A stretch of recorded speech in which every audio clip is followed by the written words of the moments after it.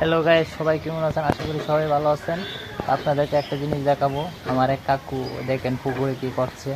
এই যে একটা নৌকা অনেক দূরে চলে গেছে, তো এটা আনতে যাইতেছে। অবশ্যই আপনাদেরকে দেখাবো। দেখেন,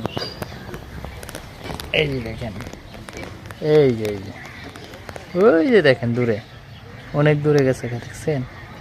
আসলে ওটা আনার জন্য যাচ্ছে নৌকাটা। এই যে পুকুরে দেখেন, এই যে কোথায় গেছে নৌকাটা। এখান থেকে এই যে এখানে ছিল, এখান থেকে ছুটে গেছে গা। ওই তো বাচ্চারা কোনো বানটা ছুটাই দিছে, এই জন্যে অনেক দূরে চলে গেছে আর কি।